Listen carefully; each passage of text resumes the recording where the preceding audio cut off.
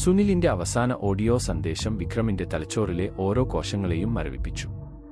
ഒരു നിമിഷം എല്ലാം ഇരുട്ടിലായി. തന്റെ കൂടെ നിന്ന് തന്നെ സഹായിച്ചവൻ തന്നെയാണ് കൊലയാളി.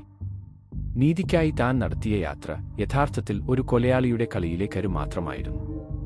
വിക്രം ഫോൺ താഴെ വെച്ച് രാഘവന്റെ ഓഫീസ് മുറിയിലെ കസേരയിൽ തളർന്നിരുന്നു. സുനിൽ ഒരു ജോക്കറാണെന്ന് പറഞ്ഞപ്പോൾ അത് കളിയെക്കുറിച്ച് മാത്രമായിരുന്നില്ല, തന്റെ ജീവിതത്തെക്കുറിച്ചുകൂടിയായിരുന്നെന്ന് വിക്രമിന് മനസ്സിലായി. ആ 5 പേർ ചെയ്ത തെറ്റിന് സുനിൽ തന്റെ ജീവിതം ഒരു ജോക്കർ കാർഡിനെ പോലെ ഉപയോഗിച്ചു. തന്റെ ഫോണിലെ ഫയൽ ക്ലോസ് ചെയ്ത് വിക്രം കമ്പ്യൂട്ടറിലേക്ക് നോക്കി. അവിടെ ഒരു ഫയൽ കൂടിയുണ്ടായിരുന്നു. റിക്കവറി. അത് സുനിലിന്റെ ഫോണിലെ അവസാന ഫയലായിരുന്നു. വിക്രം അത് തുറന്നു.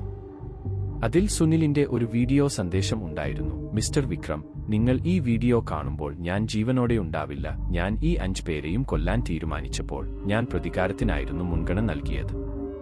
പക്ഷേ അത് നീതികേടായി മാറുമെന്ന് ഞാൻ മനസ്സിലാക്കി. അതുകൊണ്ടാണ് ഞാൻ നിങ്ങളെ ഈ കളിയുടെ ഭാഗമാക്കിയത്. നിങ്ങൾക്ക് സത്യം അറിയണമായിരുന്നു.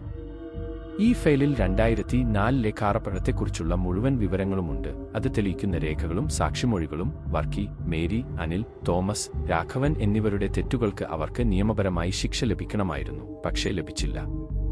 അവർ പണം കൊണ്ട് എല്ലാം ഒതുക്കി.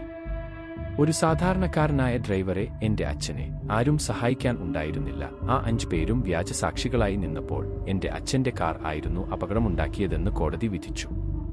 എന്റെ അച്ഛൻ മാനസികമായി തകർന്നു. എന്റെ അമ്മ ആ വേദനയിൽ മരിച്ചു. എന്റെ ജീവിതം എന്റെ കൈകളിൽ നിന്ന് നഷ്ടമായി. വർഷങ്ങൾക്ക് ശേഷം ഞാൻ അവരെ ഓരോരുത്തരെയും കണ്ടെത്തി. എന്റെ അച്ഛൻ നീതി ലഭിക്കാനായി ഞാൻ ഈ കളി ആരംഭിച്ചു. ഇതൊരു ഗെയിം മാത്രമായിരുന്നില്ല, മിസ്റ്റർ വിക്രം.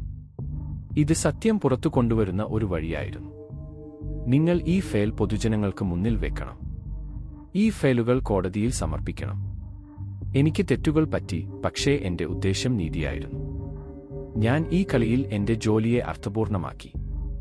എന്റെ തെറ്റുകൾക്ക് മാപ്പ് ചോദിക്കുന്നു. സുനിലിന്റെ വീഡിയോ സന്ദേശം അവസാനിച്ചു. വിക്രമിന്റെ മനസ്സ് ആശയക്കുഴപ്പത്തിലായി. കൊലപാതകത്തിന്റെ പിന്നിലെ രഹസ്യം ഇപ്പോൾ വെളിച്ചത്തു വന്നിരിക്കുന്നു. സുനിലിന്റെ വാക്കുകൾ അദ്ദേഹത്തെ ചിന്തിപ്പിച്ചു. ഈ ഫയലുകൾ ഉപയോഗിച്ച് സത്യം പുറത്തു കൊണ്ടുവരുമോ അതോ ഈ രഹസ്യങ്ങൾ എന്നേക്കുമായി ഒളിപ്പിക്കുമോ? അദ്ദേഹം പോക്കറ്റിലിരുന്ന ഫോണെടുത്തു. അവിടെ സുനിലിന്റെ പഴയ ഓഡിയോ സന്ദേശങ്ങളുണ്ടായിരുന്നു.